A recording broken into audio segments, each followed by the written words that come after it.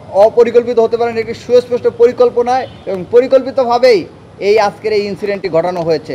আমরা প্রশ্ন রাখতে চাই, ইন্টারিম গভর্নমেন্ট 5 আগস্ট পরবর্তী সময়ে যতগুলো আওয়ামী লীগ ছাত্রলীগের সন্ত্রাসীদেরকে গ্রেপ্তার করার কথা ছিল, তাদের কাউকে গ্রেপ্তার না করে বরঞ্চ অনেকটা ক্লিন চিট দিয়ে রেখেছে। তারা এখনও ফেসবুকে পোস্ট দিচ্ছে, লেখালেখি করছে, প্রকাশ্যে ঘুরে বেড়াচ্ছে। ফেসবুক ট্র্যাক করে সহজেই একজনকে বের করা যায় সে কোথায় আছে, কিন্তু তারপরও এই লীগের সন্ত্রাসীদেরকে গ্রেপ্তার করা হয় নাই।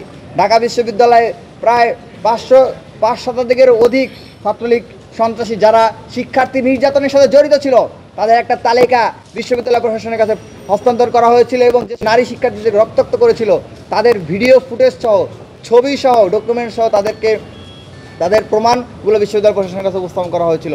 কিন্তু অত্যন্ত দুঃখজনক হলেও সত্য, আজকে 10 মাস অতিবাহিত হয়ে গিয়েছে, এখন পর্যন্ত বিশ্ববিদ্যালয় প্রশাসন এই নিষিদ্ধ সন্ত্রাসীদের ব্যাপারে কোনো ধরনের ব্যবস্থা গ্রহণ করতে পারে নাই।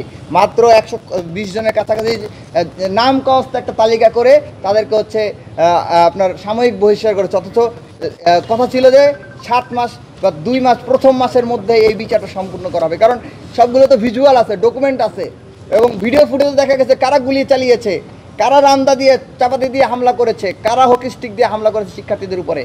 সুস্পষ্ট প্রমাণ থাকা সত্ত্বেও বিশ্ববিদ্যালয় প্রশাসনের মধ্যে কোনো ধরনের আমরা দায়িত্বশীল আচরণ আমরা দেখতে পাচ্ছি না, বরং দায়িত্ব করাচ্ছেন। কোনো শিক্ষক ক্লাসে এই ধরনের কথা বলার মতো সাহস করেছেন যে অভ্যুত্থানে নাকি প্রায় 3000-এর অধিক পুলিশ মারা গিয়েছে। অন্তত মানে ব্যথা লাগে যখন এইসব বিষয়গুলো দেখি।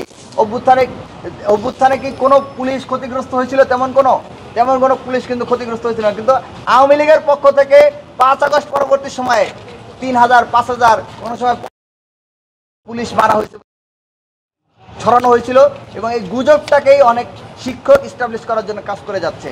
এবং কি এই শিক্ষক, এই যারা আবু সাইদ সহ যে সকল বীরদের রক্তের উপর দাঁড়িয়ে আমরা নতুন বাংলাদেশ পেয়েছি, তাদের রক্তকে নিয়ে বিভিন্ন ধরনের করে এই সকল সন্ত্রাসীদের তালিকা করে সন্ত্রাসী শিক্ষক এবং শিক্ষিকাদের বিরুদ্ধে, শিক্ষিকা এবং সন্ত্রাসী যে সকল ছাত্রলীগের সন্ত্রাসী ছাত্ররা বছরের পর বছর ধরে ক্যাম্পাসের ছাত্রদের নির্যাতন করেছে এবং জুলাই না করা হয়, তাহলে আমরা সকল শিক্ষার্থীদের সাথে নিয়ে এই বর্তমান প্রশাসন বিশ্ববিদ্যালয় ভিসি প্রতিষ্ঠার বিরুদ্ধে আমরা রাজপথে নেমে আসতে বাধ্য হব। For more updates, follow us on Facebook, subscribe our YouTube channel, get the latest update on www.daily-sun.com.